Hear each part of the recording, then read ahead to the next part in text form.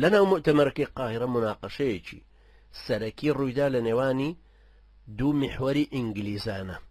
چەرچل کە خۆی هاتبوو لەگەڵ پیاوانی تری خاوەن ئەرشیفی ئینگلیزی وەکو سیاسەتی بەریتانیای عوزما کە لە بەریتانیاوە هاتبوون بۆ قاهرە و مەلەفی خۆیان پێبوو. چەرچل خاوەنی ئەو دید و تێڕوانی نەبوو کە کورد پێویستە ببێ بە دەوڵەتێک بۆ ئەوەی ئەو بەڵێنەی لە بڕگەی 64 کۆنگرەی سیڤەرا پێی دراوە بهێنرێتە دی دەوڵەتێکی کوردی دروست بکرێ کە لە باکووری کوردستانی ئێستاە. ویلایەتی مووسڵ و کوردی باشوور ئازاد بکرن لەوەی بلکێن بەسەرەوە یان بیانوێ بلکێن بە عراقی عەرەبیەوە. بەڵام ئەم مناقەشەی ئاوا بوو ئەمە دید و تێڕوانینی چەرچڵ بوو. دوو تەوەرە دروست بووبن لە ئینگلیزەکان. تەوەری یەکەم چەرچڵ بوو.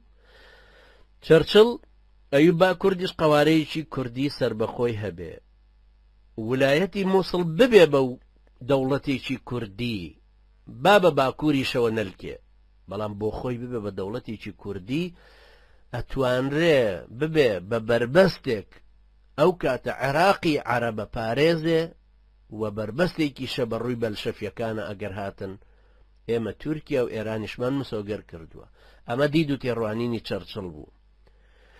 چەرچڵی و حکومەتی بەریتانیا ئەبێ دەوڵەتێکی کوردی لە باشووری کوردستانە دامەزرێنێ لەجێ ئەو دەوڵەتی کە لەو کۆنگرەی سیڤەرەیە بڕیاری لەسەر درابوو کە ئەبێ لە ئەنادۆڵە لە باکووری کوردستانە دابمەزرێ کە ئەڵێ کوردی ویلایەتی مووسڵیش ئەو کاتە ئازادن لەوەی سەر بە دەوڵەتە کوردیەکە ئەبن یا سەر بە عەرەبی عێراق بنەوە، واتە ویلایەتی مووسڵ.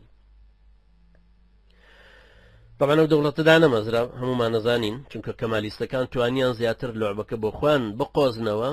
لە مؤتەمەری لۆزانە تەنازولاتێکی زۆریان کرد، مەرجەکانی کەرزۆنیان وەرگر کە خلافەی ئیسلامی ئیلغاکەنەوە، دەوڵەتی ئەلمانی دروستەکەن. چوار مەرجەکەی کەرزۆن کە مەشهورە مستەفا کەمال ئیمزای کرد کە ئەگەر بێت و ئیتیفاقی سیڤەر و ئیلتیزاماتی تورکیا پێوەی هەڵوەشێنرێتەوە ئێمە و کاتە ئەتوانین ئەو ئومێدانە بێنینەدی. بەنسبەتی ئینگلیزەکانیشەوە هەروان ڕۆژ ئاواییەکان ئەوان ئومێدێکی گەورەتر بوو کە خلافەت بە جارێک لە ناوە بن و ئیسم و ڕەسمی ئیسلامەتی وەکو سیستمی حکم لە ناوەچێ.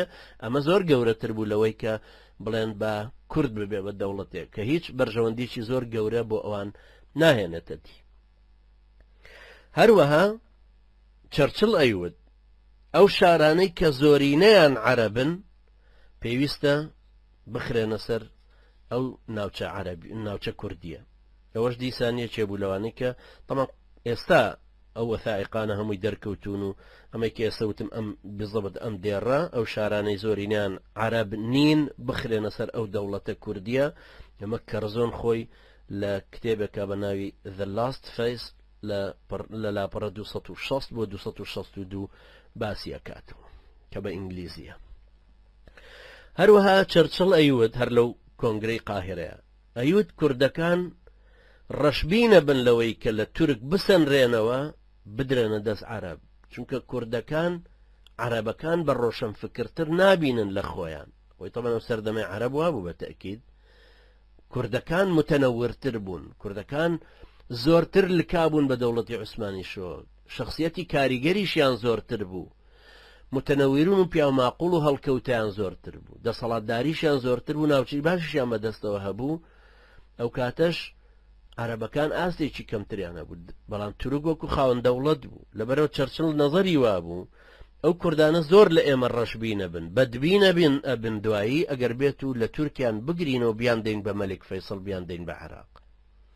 هەروەها چەرچڵ ئەیوت دەوڵەتی کوردی ئەگەر دروستی بکەین ئەبێتە بربەستێکی زۆر ڕاست، زۆر چاک، زەحفی بەلشەفیە وەستێنێ، ناهێڵێ ئیمپراتۆرێتی نوێی رووسیا بەرەو باشوور بخزێت و کاریگەریەکی خراپی لەسەر بەرژەوەندی ئینگلیز دروست ببێ کە ساڵەهای ساڵە دروستی کردووە.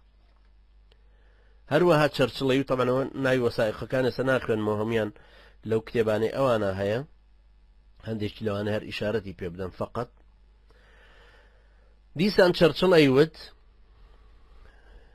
وەکو کە لە کتێبی خۆیانە نووسیویانە یان لە وەسائقەکانی ئەوانە وەکو وەسائقی خارجەی بەریتانی ژمارە 2743 26 شوباتی 1921 هەر بەناوی ساوث کوردستان نووسراوە. چەرچڵەڵێ ئەگەر دوژمندارێتی کورد بەرامبەر ئینگلیز بگەشێتەوە، یعنی کەسە فووی پیاکە وەکو ئاگر هەڵی گیرسێنە، بەرگریکردنمان لە ویلایەتی مووسڵ زۆر زەحمەتە بێ، چونکە ئەشێ تورکەکان زۆر بە ئاسانی هێرش بێنن، ئەو کاتە گومانی تیانە کە کوردەکانی شەویان تەرەفی تورکەکانە گرن دژ بە ئینگلیز. ئەمەش دەقی قسەکەی چەرچڵە کە ئەو کاتە ئەیوت.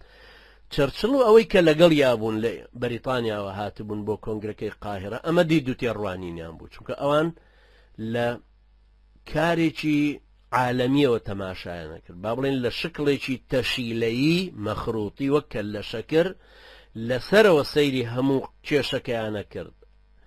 هەموو ئەم لاولای کوردیشیان وەکو هێزی دەبەڕێک ڕاچوو ململانێ ئەبینی، زۆر نەکەوتبوو نەژێر کاریگەری بارودۆخی واقعی کورد و عەرەب و تورکمان لەو ناوچەیە.